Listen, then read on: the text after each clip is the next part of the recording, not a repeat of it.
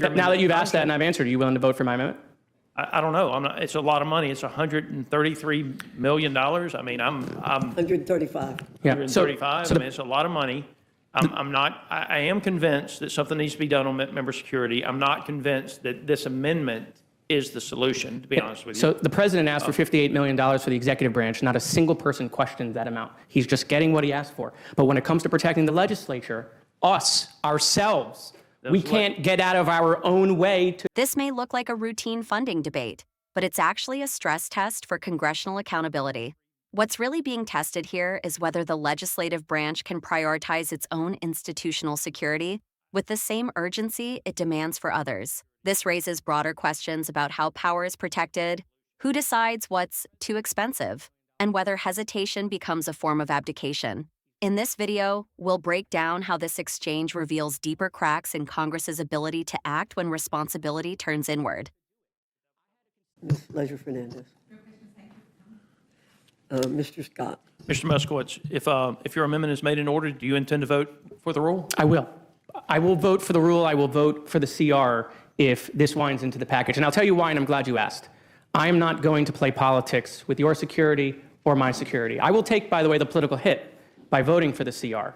But I don't want, last year, one of my constituents, I want to answer your question. Okay. Last year, one of my... You answered my question, by the way. I appreciate you being direct and committing to vote for the rule.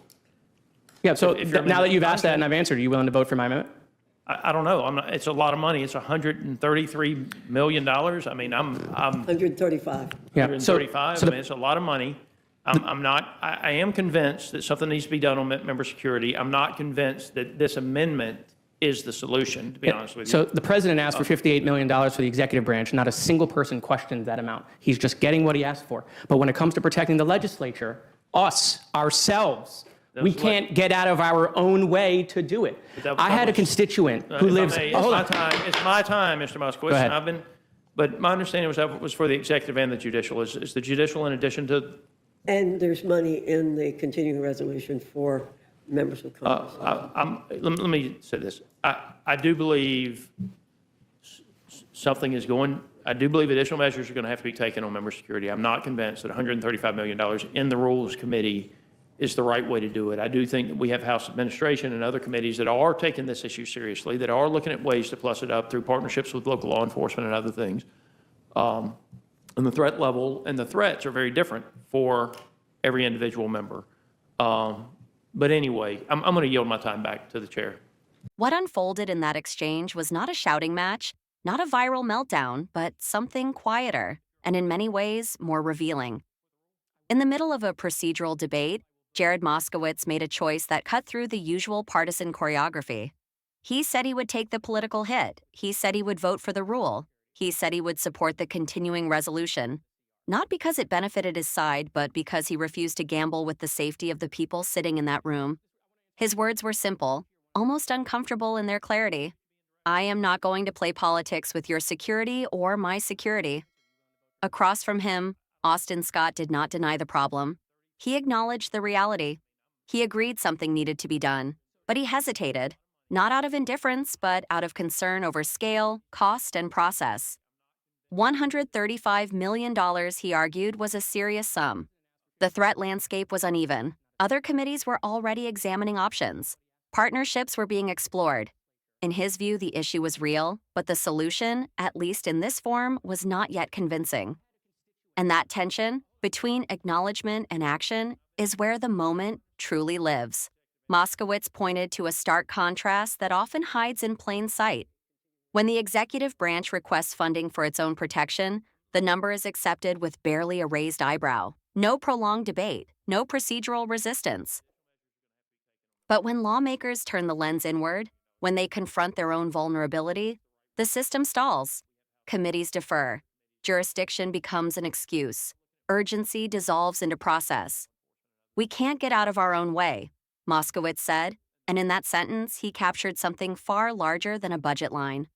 This was not just a disagreement over dollars. It was a window into how power governs itself. In theory, Congress is designed to deliberate carefully, to question expenditures, to resist excess. But this exchange revealed a paradox. The same institution that scrutinizes every agency, Every program, every executive action can struggle to protect its own members decisively, not because the risk is unclear, but because consensus is politically inconvenient. Responsibility becomes fragmented, accountability is diluted, and urgency, even when acknowledged, is postponed. Moskowitz's argument was not framed as self-interest, it was framed as duty. He spoke not only as a lawmaker, but as a representative of people who expect their government to function under pressure. He made it clear he understood the optics, that supporting the rule could carry consequences back home. Yet he accepted that cost. In a political environment where avoiding blame often outweighs solving problems, that admission stood out. Scott's response, meanwhile, reflected a different instinct, one deeply embedded in institutional thinking, the belief that caution is virtue. That process protects against overreach, that problems of this magnitude must be handled deliberately, through the appropriate channels with tailored solutions rather than sweeping measures. It was not obstruction for its own sake. It was hesitation rooted in structure. And yet, structure can become a shield. What this exchange ultimately exposes is not a lack of awareness, but a lack of alignment. Everyone in that room agreed the issue was serious. Everyone acknowledged the changing reality. But agreement alone does not translate into action. In Washington, the distance between recognizing a problem and resolving it is often measured in political risk. Who pays the price? Who owns the decision? Who can be blamed later? This is where governance quietly falters, because leadership is not only about managing resources, it is about deciding when hesitation becomes harm. It is about understanding that delay, even when well-intentioned, carries consequences. Moskowitz's willingness to accept a political cost underscored a deeper question. If lawmakers cannot act decisively when their own ability to serve is on the line, what does that say about their capacity to act for everyone else? The moment did not end with resolution. No decisive vote, no dramatic conclusion, just a yielding of time and a procedural pause. But sometimes the absence of closure is the story. It reveals a system caught between caution and courage, between consensus and conviction. This was not theater. It was a mirror reflecting an institution wrestling with its own limits, an institution capable of identifying danger, yet hesitant to move beyond debate. An institution where even shared concern can dissolve into procedural deadlock. And for the public watching, the message is unmistakable. Democracy does not erode only through corruption or scandal.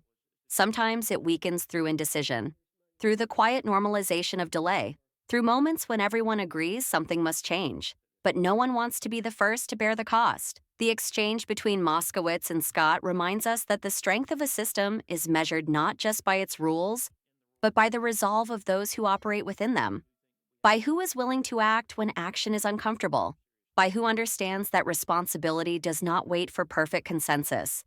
Because governance is not judged by intentions, it is judged by outcomes. And moments like this define whether leadership rises to meet reality or retreats behind procedure. If you believe these moments matter, if you believe accountability begins with paying attention, support our work to expose the truth. Subscribe to Liberty Report USA.